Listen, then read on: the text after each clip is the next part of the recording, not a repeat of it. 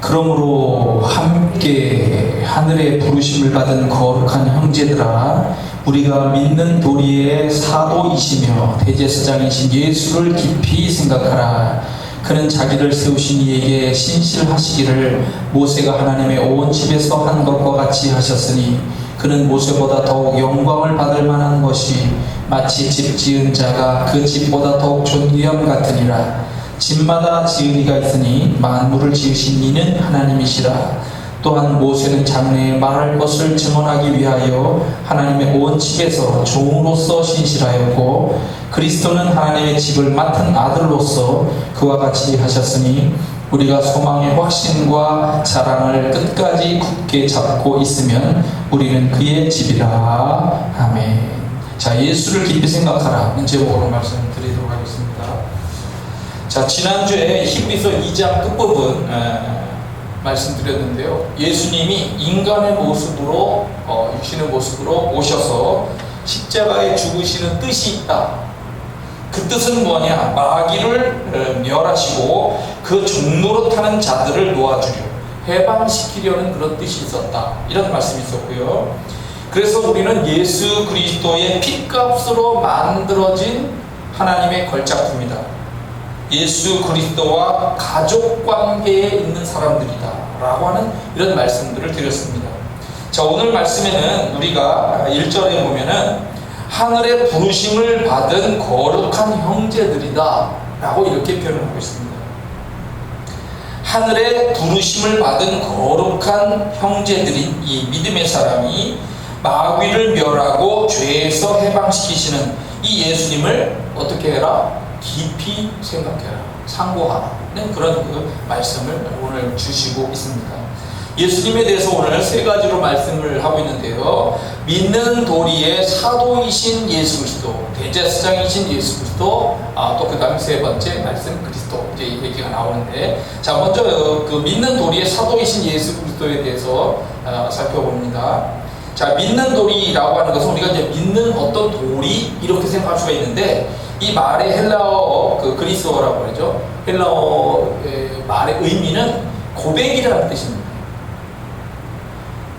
그러니까 내가 고백하고, 그 고백은 또 시인입니다. 내가 시인하고 인정하고, 그리고 아주 공적으로 인정된, 공인하는, 그리고 연결하면 이게 찬양의 의미도 됩니다. 내가 찬양하는 사도다, 사도이신. 사도라고 하는 것은 사신, 대의원, 대표, 사절, 사자 이런 것으로 번역이 되는데, 쉽게 생각하면 보냄을 받은 사람입니다. 그러니까 내가 고백하는, 내가 신앙 고백을 하는 겁니다. 내가 고백하고 찬양하는 보냄을 받으신, 보내서 오신 예수 그리스도를 내가 깊이 생각해야 된다, 이런 말입니다. 모세는 억압받는 이스라엘 백성들을 구원하기 위해서 애굽의 바로에게 보냄을 받은 사람입니다. 하나님이 그때 이렇게 말씀하셨어요. 출애굽기 3장에 이제 내가 너를 바로에게 보내어. 모세가 나이가 80이에요. 나는 할 수 없어요. 내가 이 나이에 뭔 힘이 있어가지고 내가 그 억압받는 백성들을 구원할 수 있겠습니까? 너 힘 가지고 하는 게 아니야. 내가 도와줘 가는 거니까 걱정하지 말고 가라. 내가 너를 바로에게 보내어 너에게 내 백성 이스라엘 자손을 애굽에서 인도하여 내게 하리라. 구원을 위하여 내가 너를 보낸다 라고 이렇게 말씀하시는데, 마찬가지로 예수님은 죄로 억압받는 인류를 위하여 보냄받은 자다 라고 이렇게 표현하고 있는 겁니다. 우리를 위하여 보내심을 받은 것이다. 두 번째, 대제사장 되신 예수 그리스도다라고 이렇게 표현했습니다. 유대인들에게서는 그 율법적인 시대에 살았기 때문에 대제사장은 엄청나게 귀한 사람이에요. 처음에 이제 아론이 되잖아요. 모세의 형이었던 아론이 되는데, 이 대제사장은 하나님의 또 보내신 그 사람이에요. 그러니까 우리가 뽑아가지고 민주주의적으로 해서 뭐 투표해가지고 한 명을 뽑은 것이 아니고, 대제사장은 하나님이 지정해 주는 거예요. 그래서 많은 사람들의 그 지팡이를, 지도자들을 지팡이 가져다 놨지만 그 마른 지팡이에서 싹이 나요. 싹이, 꽃이 피는데, 그것이 아론의 싹난 지팡이인 거예요. 이 대제사장은 이스라엘 사람들이 평소에 제사 드릴 때도 자기의 죄를 고백하고 씻음을 받아요. 제사 의식을 통해서. 그때 일반적인 제사장들이 이렇게 짐승의 피를 이렇게 받아가지고 제단에 뿌리면서 이렇게 의식을 제단에도 태우고 이렇게 해서 하나님 앞에 죄를 씻는 것을 하지만, 대제사장은 그 모든 일을 관할을 하면서 전체 이스라엘 백성들의 죄를 가지고 하나님 앞에 딱 한 번, 1년에 한 번 지성소 안에까지 들어가서 그 죄의 문제를 풀어주는 역할을 하는 거예요. 이거를 아무나 할 수 있는 게 아닙니다. 하나님이 허락하여 세운 사람만 가능한 거예요. 이 제사장 역할 자체도 그런 것이고요. 그래서 고라 자손들이 나중에 이제 반란을 일으키는 것 중에 하나가 뭐냐, 왜 자꾸 모세의 집 그 아론과 연관된 사람들만 그 역할을 하느냐, 우리도 할 수 있지 않냐. 맞아요, 할 수 있긴 하지만 하나님이 특별히 지정을 해주셨어. 그것이 소중하기 때문에, 의미가 있기 때문에 특별히 하나님이 지정을 해줬어. 그럼 나도 할 수 있지 않냐.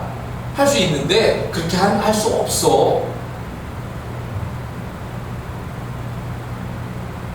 그거는 대제사장만 할 수 있는 일이야. 속죄일에 지성소에 들어가서 피를 통하여 죄를 씻는 의식, 그거 대제 하나님이 정해준 사람만 할 수 있는 거예요. 이렇게 한 번, 특별한 의미가 있는 사람만. 마찬가지로 인류 구원을 위해서 내가 피를 흘리겠다. 제가 예를 들어서 어느 날 갑자기 그럴 수 있잖아요. 야, 나도 말이야, 온 세상의 사람들의 죄를 위하여 십자가에 달려서 나도 피 흘리고 죽을 수 있어. 죽을게. 그럼 그리스도 아니야? 아닙니다. 첫째는 내가 죄가 있어요. 안 돼요. 그리고 하나님이 지정해 준 게 아니야. 그건 네 맘이지. 아무 피를 가져다가 그렇게 해서 들여서 죄 문제가 해결된다고 하면 그리스도가 많이 나올 수가 있어요. 그런데 그렇게 안 돼요. 하나님이 보내시고 허락하신 그런 예수 그리스도만 대제사장으로서 인류의 죄의 문제를 해결할 수가 있는 것입니다. 이거를 거부하고 반대하는 어떤 세력들, 구약에서 이제 아까 고라 자손들의 반란 사건도 있었지만 그런 것처럼 오늘날에도 그런 하나님의 이 역사를 이해하지 못하는 왜곡하는 이런 이단들의 이런 교주들이 있어요. 그 사람들은 예수 그리스도의 피를 거부하고 자기들이 행하는 것이 가능하고, 그리고 자기들이 구원을 이룰 수 있다, 이렇게 얘기하는데 절대 씻을 수 없는 그런 죄입니다. 이 사람들은 거짓 믿음을 가르치고 거짓 복음을 가르치고 거짓 구원을 가르치는 거예요. 이걸 내세우는 거예요. 천벌을 받을 겁니다. 천벌을 받아요. 믿는 도리, 즉 신앙 고백의 대상이 되시는 보냄받은 자, 사도시며 인류의 죄의 문제를 해결하시는 대제사장 되신 예수 그리스도를 우리는 깊이 생각하고 감사해야 하고 찬양해야 되는 겁니다. 아무나 할 수 있는 것이 아닌 거예요. 영화 스페셜 포스라고 하는 블러드 마운틴 2016년에 나온 터키 영화예요. 시리아의 국경 마을에 이제 정치적으로는 터키가 이 아래쪽에 있는 시리아, 이스라엘 위쪽에 있는 시리아, 성경에는 아람이라고 하는 나라에 대한 영향력을 미치기를 원해서 항상 작용을 하죠. 싸움도 있고 탱크 몰고 들어가고 지나면 하죠. 그런 이제 과정들이 있습니다만, 여하튼 시리아의 국경 마을에 기자단이 나갔다가 붙잡혀요. 이 기자단을 구출하기 위해서 터키의 중령이 이끄는 특수부대원 7명이 침투에 들어가게 됩니다. 가봤더니 탈레반에 의해서 나머지는 다 죽고 여기자 하나만 겨우 살려서 돌아오게 됩니다.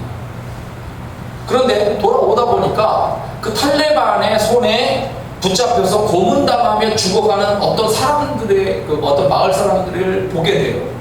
그래서 이 사람들하고 살려야 되겠다 해서 전투를 벌이게 되고 그러면서 남은 사람들을 데리고 이제 마을로 들어가게 됐는데 그 마을에 탈레반이 이제 와서 다 그 죽음의 위기 속에 빠지게 된 거예요. 이 사람들을 놓고 가느냐 말 것이냐 이 이제 선택의 기로에 있게 됩니다. 자기들의 그 원래 사명은 그냥 그 기자단만 구하면 되는 거예요. 그런데 이 시리아 마을 사람들이 다 죽게 생긴 거지. 예. 그리고 자기들이 이미 또 전투를 벌여서 탈레반을 죽였기 때문에 이 사람들이 오지 않고 이제 그 연락을 하거나 뭐 이렇게 해서 하면 그걸 확인하기 위해서 오고 그 마을을 추적해서 걸음을 추적해가지고 또 이제 오니까 두고 갈 수가 없는 거예요. 그래서 싸우기로 결정을 합니다. 여기자하고 어린아이들은 헬기로 먼저 보내요. 헬기로 먼저 보내고 태워보내고 어른들은 이제 안 돼서 탑 안에다가 커다란 탑이 있었는데 탑 안에다가 다 숨겨놓고 탈레반과 맞서서 싸우기 위한 이제 작전을 펴가지고 이렇게 무기들을 배치하고 이렇게 기다리고 있습니다. 그런데 무전 연락이 왔는데 한 100명 정도가 오는 것 같다라고 이렇게 연락을 받았어요. 100명 정도, 7명이서 100명 정도 그래서 총이 있으니까 어떻게든지 싸우겠다 생각하는데 200명이 왔어요. 그것도 탱크를 앞세우고 그 전투를 벌이는데 쉽지가 않죠. 그죠? 그래서 이 엄청난 탱크도 막 해서 싸우면서 막 이렇게 전투를 벌이면서 탈레반을 간신히 물리치고 결국 이 마을에 평화를 주고 이제 퇴거를 하게 되는데 이 과정에서 끝까지 살 수가 있나요? 7명 중에서 중령을 포함하여 지도자를 포함하여 5명이 죽게 되고 2명의 특수부대원만 남게 되어서 살아 돌아오는 이야기입니다. 근데 그 먼저 헬기에 태워보냈던 세이다라고 하는 그 여기자가 그 헬기에서 이 중령이 준 편지를 손에 이제 쥐고 이렇게 이제 하면서 나중에 이제 내려서 이걸 정확하게 보게 됩니다. 그 편지에 써준 글에 이런 게 있는 거예요. 내게도 딸이 있습니다. 세이디, 그 여자 이름 세이디. 당신과 같은 사람으로 성장하기를 바랬었죠. 우리를 기리고 싶다면 사랑해 주십시오. 아마 그 딸 이야기를 하는 것 같아요. 사랑해 주십시오, 세이디. 이런 얘기를 하는데 그거를 보면서 이 여자가 막 통곡하면서 울어요. 자기 살리기 위해서 와가지고 죽었잖아요, 사람이. 죽잖아요. 막 울어요. 이 영화처럼 포로로 잡힌 사람을 구원하고 마을에 평화가 오는 그런 일을 할 때 그게 그냥 되는 일이 아니잖아요. 몇 사람을 위해서, 마을 사람들을 위해서, 더 많은 사람들을 위해서 용기 있게 찾아가서 떠나지 않고 싸워주고 결국 이기긴 했지만 그 죽어간 사람들의 핏값이라고 하는 그런 엄청난 사실들이 있기 때문에 평화를 얻고 자유를 얻은 사람들이 있는 거예요. 마찬가지로 예수님이 오셔서 그냥 쉽게 우리를 구원하셨다고 하면 구원의 값어치가 싼 구원이 되어버리는 거죠. 그런데 인류를 위하여 자기 몸을 다 깨서 그렇게 이렇게 사랑했기 때문에 이게 값비싼 죽음이고 값비싼 은혜가 되는 거예요. 모세도 훌륭합니다. 그 나이 80대 된 노인이 그렇게 가서 이스라엘 백성들을 구원하는 일에 앞장서서 그렇게 데리고 나오는 것 너무나도 귀한 일이지만 더욱 영광을 받으실 만한 분은 자기 자신을 다 들여서 그렇게 피값으로서 우리를 구원하신 예수 그리스도가 더 영광을 받으실 분이라고 고백을 하고 있는 거예요. 만물의 창조자가 이걸 신실하게 이런 구원을 이루셨기 때문에 우리는 더욱더 감사해야 되고 찬양해야 되고 꼭 기억을 해야 된다라고 합니다. 세 번째, 예수 그리스도는 어떤 분이신가? 사도이시며 대제사장일 뿐만 아니라 하나님의 집을 맡은 예수 그리스도다라고 말씀을 하고 있습니다. 집이라고 하는 것을 크게 두 가지로 얘기하는데 오늘 말씀에 자 먼저 3장 4절에 보면 집마다 지은 이가 있으니 만물을 지으신 이는 하나님이시라. 자, 일반 집이 있어요. 집을 보면 집이 이렇게 만들어져 가는데 그 집에 주인이 있잖아요. 마찬가지로 이 집을 지어서 관할하는 만물을 관할하는 하나님이 계시다는 거예요. 하나님은 만물이라는 큰 집을 지으신 분이다. 자, 근데 6절, 그리스도는 하나님의 집을 맡은 아들이시다. 우리가 소망의 확신과 자랑을 끝까지 굳게 잡고 있으면 우리가 그의 집이다. 자, 그리스도는 하나님의 집을 맡은 아들이시고 우리는 하나님의 백성으로서의 그 집의 구성원인 거예요. 집을 구약에서 보면은 이 집은 그냥 의미가 그냥 어떤 집이 아니고 이스라엘 백성을 다른 말로 표현하는 말이 집이에요. 그래서 유다 집 하면 유다 왕국, 남왕국 유다에 있는 남왕국 사람들을 말하는 거예요. 이스라엘 집, 그냥 보통 이스라엘 집 하면 이거는 북왕국 이스라엘 사람들, 그 백성들을 말하는 것이 북왕국 이스라엘 집이에요. 그래서 유다 집과 이스라엘 집 이런 식으로 표현하면서 백성들을 전체를 표현하는 표현으로 사용되어졌습니다. 이어서에 보면 나팔을 내 입에 댈지어다 원수가 독수리처럼 여호와의 집에 덮치리니 이는 그들이 내 언약을 어기며 내 율법을 범함이로다. 이스라엘 백성들 전체를 말하면서 여호와의 집이다라고 표현합니다. 그러니까 이스라엘 전체 백성들에게 화가 임할 것이다. 하나님의 분노의 심판이 다가온다. 다른 나라가 침략해 온다. 이 이야기를 지금 표현하고 있는 거예요. 또 아모스서에서도 너희는 여호와를 찾으라 그리하면 살리라. 그렇지 않으면 그가 불같이 요셉의 집에 임하여 멸하시리라. 베델에서 그 불들을 끌 자가 없으리라.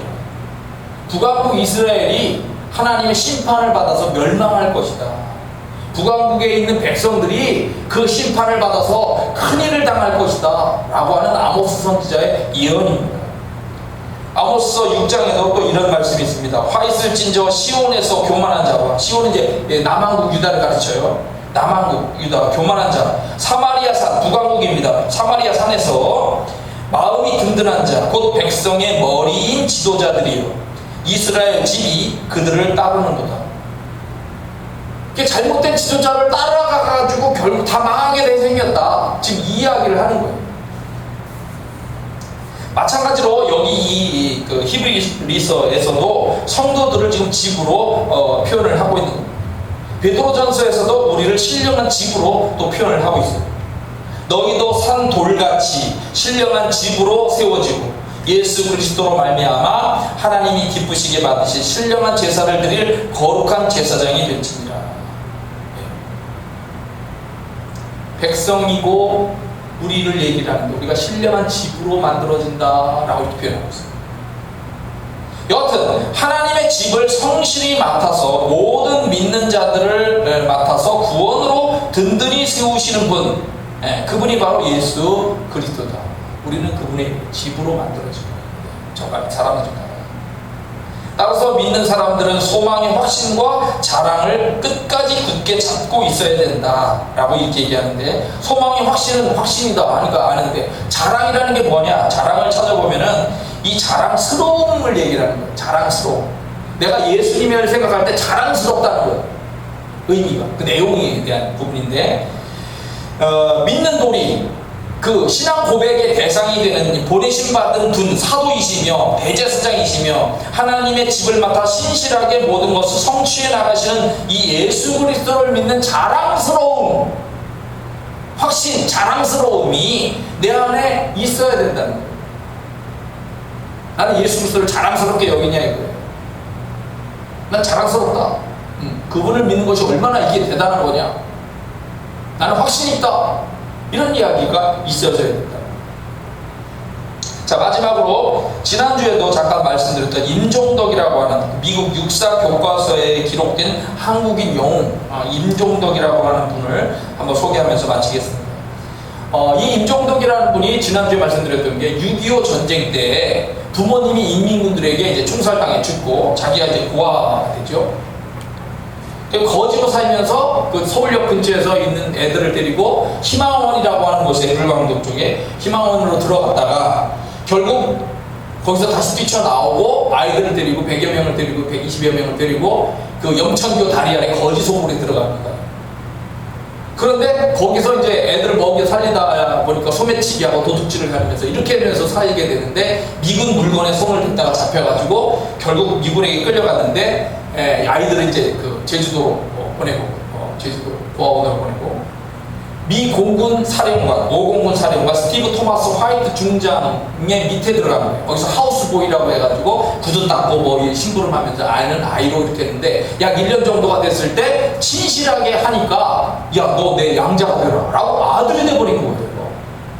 그래서 성실하게 하니까 중학교를 들어가게 해가지고 중학교를 마치고 또 이제 그 전쟁 끝나고 미국으로 돌아가게 될 때 그 미국으로 같이 가서 거기서 고등학교를 마치고 하버드 대학을 마치게 된 거예요. 정치학 박사까지 됩니다. 그런데 1967년도 임종덕이가 25살 나이 때 군 입대를 합니다.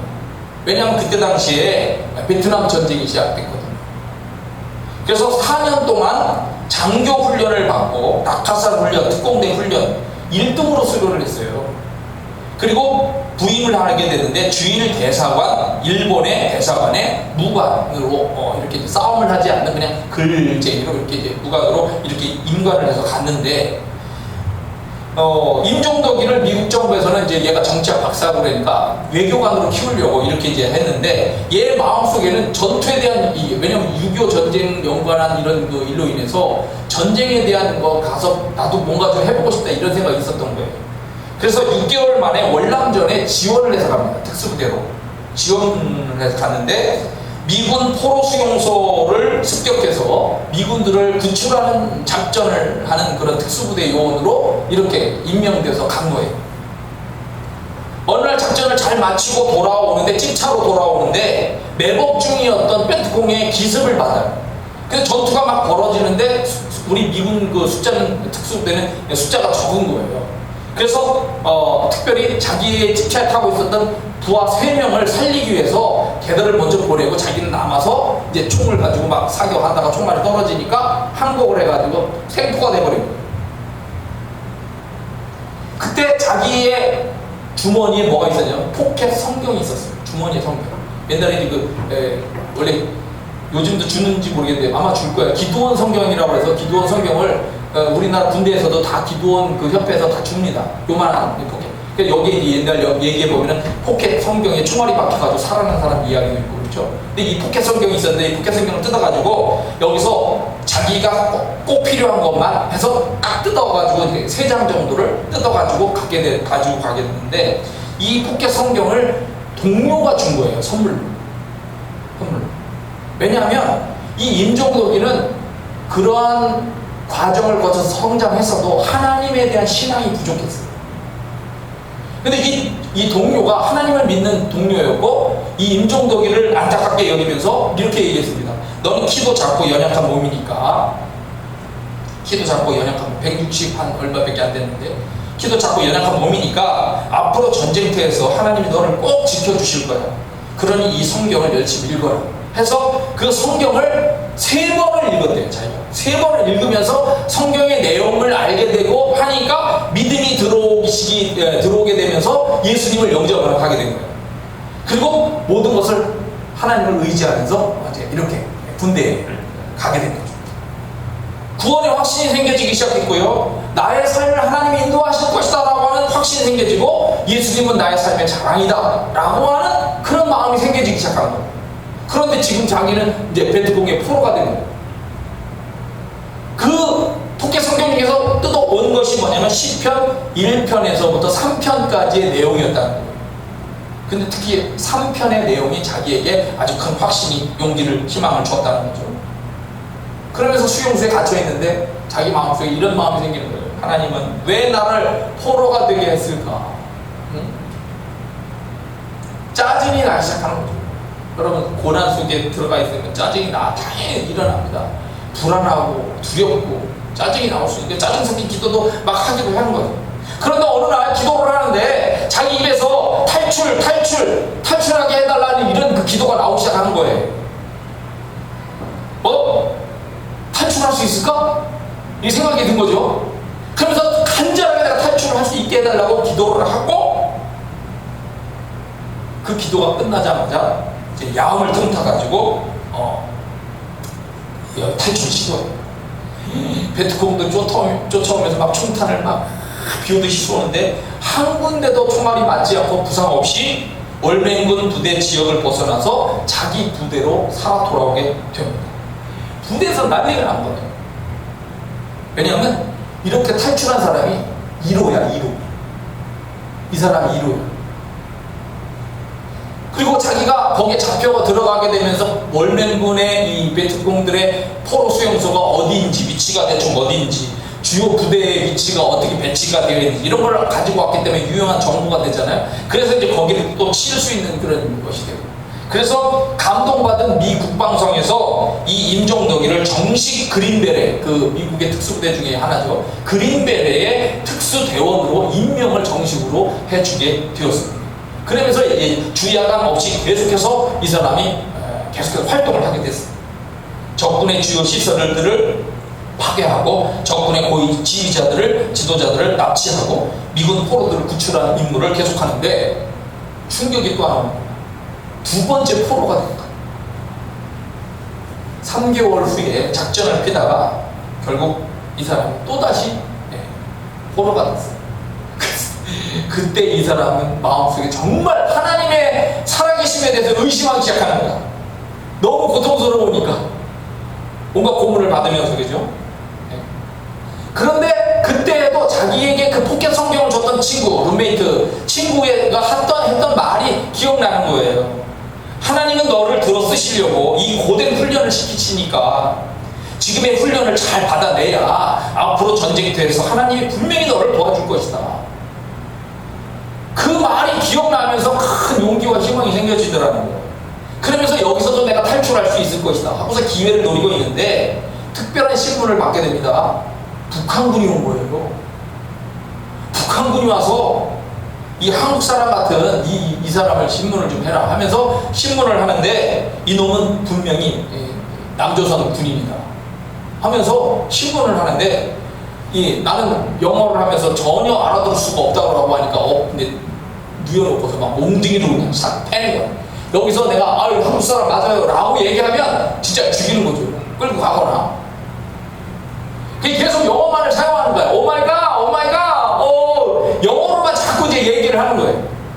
그러니까 하도 두드러 패다가 얘들이 포기를 하고 그냥 가요. 아무래도 이게 나는 중국에서 태어난 미국인입니다 라고 이제 얘기를 하는 거예요. 그래서 아무래도 아닌 것 같다, 한국인은 아닌 것 같다 라고 하면서 이제 북한군이 이제 빠져나가요. 그러면서 얘를 끌고서 베트남의 이제 그 최북단에 있는 수용소로 끌고 가요. 이 북단은 뭐냐면 여기서 소련이나 중국이나 북한으로 끌고 가는 그 마지막 수용소예요. 거기로 이제 포로들의 집합소들 여기로 끌고 갑니다. 이 수용소에서 기가 막힌 일을 당하는 거예요. 그게 뭐냐? 러시안 룰렛이라는 게임을 아십니까? 러시안 룰렛.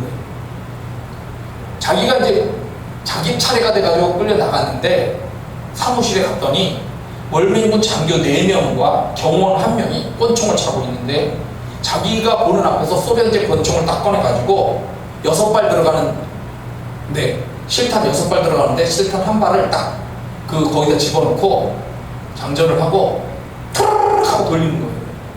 푸르륵 하고 돌리고 총을 주는 거야. 야, 네 머리에 대. 쏴. 이런 얘기죠. 이게 러시아 룰렛 게임입니다. 만일 방아쇠를 당겨서 살아나면 사는 거고, 사는 쪽에 돈을 거는 거야. 거는 사람이 돈을 먹는 거고, 진다라고 하는 사람들이 있으면 지는 사람이 또 먹는 거고, 죽으면. 그거 장난을 이 사람들이 지금 하고 있는 거예요. 그래서 그 순간에 마지막 기도를 하게 되는 거죠. 절박한 심정으로 하나님 앞에. 하나님, 지금 이 순간 이 악독한 무리에게서 제 생명을 빼앗는다고 한다면 저 너무나도 억울합니다. 저 살려주십시오. 막 간절히 기도를 하면서 권총에 딱 잡아가지고 이제 자기 머리에다 땅 쐈는데 딸깍 총알이 발사가 안 된 거예요. 휴, 살았다고 이제 자기 차례가 지나간 거죠. 그리고 돌아왔어요. 이 수용소의 관리들이 심심하니까 이 장난을 하면서 돈을 걸면서 이렇게 하는 거예요. 그리고 만약에 이 총이 발사돼가지고 그 사람이 죽잖아? 그럼 그 포로는 강에다, 바로 밑에 있는 강에다 던져가지고 악어들이 먹게끔 만들어버리는 거예요. 이야, 이 피가 마릅니다. 하나님을 의지하지 않으면 안 되는, 이런 가운데서 탈출 계획을 세우는데, 자기가 이제 순간 이 특수부대에 훈련을 받았으니까 어떻게 생각하냐면, 4초 탈출이라는 계획을 세워요. 4초 탈출. 4초 탈출이 뭐냐면, 4초 만에 그 안에 방에 5명 정도가 평균 들어오는데 5명에 돼 있는 사람들을 4초 만에 때려잡는 거죠. 내 총알이 하나 있으니까 이 총알 하나로 한 명을 쏴서 죽이고 나머지 4명을 1초에 한 명씩 때려서 눕히고 또는 쏴서 죽이고 총알을 뺏어서 죽이고 그리고 강으로 뛰어내려서 탈출한다. 이런 4초 탈출 계획을 세워요. 그 계획을 세우기 시작했는데 사실은 돌아가면서 이제 이렇게 한 명씩 포로가 나가는데 자기 차례가 일주일 정도면 돌아올 거라고 생각했는데 안 돌아오는 거예요. 일주일에. 한 달을 기다렸습니다. 한 달. 한 달을 기다렸는데 야, 이러다가 그냥 중국으로 끌려가고 소련으로 끌려가고 북한으로 끌려가는 거 아니야 생각하는데 한 달 동안 기다렸는데 나중에 한 달 만에 불러요. 근데 그 기간을 나중에 자기가 고백을 하기는 뭐라고 생각하냐면 이 탈출, 4초 탈출이라는 계획을 세우고 그거를 운동 연습 삼아서 계속 어떻게 때려 눕히고 어떻게 하려는 걸 작전을 세워서 막 행동으로 계속 움직이면서 작전을 계속 반복 연습을 하는 거예요. 반복 연습을 하는 그 한 달 기간이 하나님이 나를 탈출시키기 위해서 기회를 준 것이다. 시간을 준 것이다. 라고 그렇게 고백을 하는, 그건 그럴 수밖에 없다. 일주일 만에 자기가 불려가야 되는데 한 달 동안 안 불렀더라는 거예요. 그래서 한 달 만에 자기가 불렀어. 그리고 따르르륵 하고 총알을 넣고 따르르륵 하고서 총알 자기 딱 대는데 네 명이 권총을 차고 딱 있고 경호원 한 명이 총을 들고 있는데 그날 여자 경호원이 총을 들고 왔는데 그 총을 옆에다가 긴 거니까 장총 AK 보통 소총이 그걸 옆에다 딱 그냥 놓더라는 거예요. 4초 계획을 탈출 계획을 하니까 처음에는 막 몸이 덜덜덜 떨리는 거예요. 이제 두렵고 떨리는 거예요. 이거 해낼 수 있을까 하는 걱정도 되고 덜덜 떨리는데 총알을 딱 줬는데 따르륵 하고 돌리고 자기가 딱 총을 잡아서 이렇게 자기 머리에 대다가 자기를 지켜보는 그 상대방을 먼저 딱 해서 딱 보면 믿고 딱 쐈어. 그래서 빵 하고 나가고 그 사람이 쓰러지고 1층에 한 명씩 다다다다다 달려들어가지고 막 때리고 뺏어서 쏘고 그리고 자기는 강으로 뛰어들었어. 살았을까요? 죽었을까요? 죽었으면 얘기를 안 하죠. 특수부대원들이 생각하는 것 중에 하나가 뭐냐면 딱 물속에 뛰어들고 빠져나가려고 하면 거기다 총을 쏜다는 걸 당연히 계산을 해서 사람. 그러니까 그 자리에 가만히 있는 거예요. 딱 뛰어들고 그 자리에 가만히 물속에서 숨어 있는 거예요. 그리고 살짝 숨만 차고 다시 또 그 자리에 가만히. 아니나 다를까 그런 총소리가 나니까 막 급배트콩들이 달려와가지고 강을 따라가면서 계속 총을 쏘는 거예요. 10분 동안을 숨어 있다가 서서히 해가지고 이제 빠져나오게 돼요. 이 메콩강 지구인데 악어하고 큰 뱀들이 많이 살고 있는데 하나님께 기도할 수밖에 없어. 하나님 나 제발 악어 만나지 않게 해달라. 뱀 만나지 않게 해달라. 기도를 하면서 말이죠. 제발 저 악어들과 물뱀들이 나를 보지 못하게 눈을 좀 그 다니엘처럼 눈을 좀 가리워달라고 막 기도를 하는 거예요. 정말 하나님 근데 그렇게 하신 거예요. 악어를 안 만나고 뱀들을 안 만나고 그래서 그 월맹군 주둔 지역을 베트콩 주둔 지역을 빠져나와가지고 밀림으로 이제 들어가게 되는데 거기서 이제 먹을 게 없잖아요. 계속 남쪽 저 위쪽에 있었으니까 남쪽으로 계속 내려와야 돼. 미군이 있는 데로 내려와야 되는 과정에서 매일 큰 개구리를 잡아먹고 뱀도 잡아먹으면서 막 이렇게 하면서 살아나오는데 어느 날 이제 비행기 소리가 들리는 거예요. 헬리콥터 소리가 다다다다다다다 주로 이게 미군들이 하잖아요. 공군은 다 제공권을 미군이 장악했으니까 헬기가 날라온다. 그건 미군 헬리콥터죠. 미군 헬리콥터 소리가 막 가까이 들리더라는 거예요. 그래서 막 뛰쳐나와가지고 막 자기 이제 손을 막 흔든 거야. 그러니까 미군 입장에서 이렇게 보니까 여기 월맹군 복장이 월맹군 포로 이제 월맹군 복장인 거예요. 그러니까 이제 이 기총 그 기관단총을 이제 헬리콥터 기총 조사 사람이 월맹군인 줄 알고 막 이제 쏜 거야. 따다다다다다 기총수사 했는데 얘가 이제 막 피하면서 정글에 들어가 숨었죠. 그러면서 이제 기진맥진한 상태에서 다운돼가지고 하나님 나 이거 죽는 거 아닙니까? 총알은 다행히 안 맞았어요. 나 이거 죽는 거 아닙니까? 나 좀 제발 살려주십시오. 하고 의식이 몽롱해지는 거야. 이제 기진한 거지. 기진해가지고 의식이 몽롱해지는데 아까 그 지나갔던 헬리콥터가 쏘고서 갔다가 다시 온 거야. 그러니까 다시 힘을 내가지고 이 사람이 나가가지고 막 손을 드는데 그때 그 이제 이 헬기 조종사가 판단을 내리는 거야. 명령을 내려야 되니까. 야, 저 녀석이 다시 저렇게 하는 거 보니까 이게 베트콩이 아니라 이쪽 정상적인 이쪽 아래쪽에 있는 그 포로인가 보다. 무슨 탈출 영상인가 보다. 해가지고 비상 착륙으로 그 거기에다가 내린 거예요. 헬기가. 내려가지고 이 사람이 그 헬기를 타자마자 그냥 다운된 거죠. 그리고서 사이공에 있는 병원으로, 공군병원으로 이송됐는데, 그때 이제 그 당시에 이미 이제 공군 참모총장이 된 자기의 양아버지, 미국의 아버지하고 전화통화를 나중에 이제 하게 된 거예요. 막 울면서 아들아, 내가 너를 위해서, 엄마하고 너를 위해서 막 기도를 했단다 막 하면서 울면서 얘기를 하는데, 이게 미군이 베트남에 그 포로로 잡혀갔다가 8명이 살아왔대요. 그 중에 제일 첫 번째가 이 임종덕 때. 아들아, 내가 너를 정말 눈으로 봐야 실감이 나겠구나 막 하면서 우는데 아버지한테 얘기를 하는 거야. 아버지, 하나님은 정말 나와 함께 하신다고 그렇게 제가 늘 얘기했잖아요. 아버지 또 그렇게 얘기하셨잖아요. 하나님 정말 나를 살려주셨어요 하면서 이제 막 울면서 이제 그 얘기를 하고.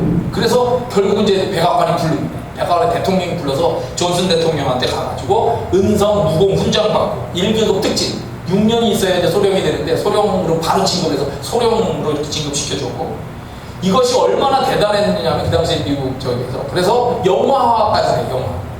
그래서 디어 헌터라고 있습니다. 로버트 드니로라고 해서 태권도 잘하는 애가 있는데 그 드니로라고 하는 그 영화 배우가 주연을 맡은 디어 헌터라고 하는 영화가 베트남 전쟁 영화가 만들어지게 되고, 5년 후에 닉슨 대통령이 이제 불러서 백악관에 가가지고 백악관 안보비서관으로 임명받아가지고 계속해서 안보비서관으로 여러 대통령을 모시고 활동을 하게 됩니다. 예수 그리스도가 희미했었는데 그 훈련을 받고 하는 과정에서 마음속에 확신이 생겨지고 의심과 짜증이 막 일어났었지만, 그렇게 하나님이 역사하시면서 나를 살려주시고 나를 미국의 안보비서관, 이 전쟁 6.25 때 고아가 말이죠. 그렇게 하우스보이로 중장을 만나는 것도 대단한 거고, 그 양 아들이 되고, 그리고 특수부대로 해서 베트남전에 참여도 하고, 이렇게 하면서 나중에 백악관에서 일을 하는 그러한 안보비서관, 우리나라에 그렇게 그 육군 교과서에까지 올라갈 정도의 영웅으로 이렇게 되겠다. 누가 그렇게 상상할 수 있겠어요? 하나님의 놀라운 은혜가 있었어요. 그래서 오늘 우리들도 이런 믿음을 잘 갖고 확신을 갖고 자랑스럽게 여기면서 이렇게 믿음 생활을 잘하고 승리하면 좋겠습니다. 다 같이 기도하겠습니다.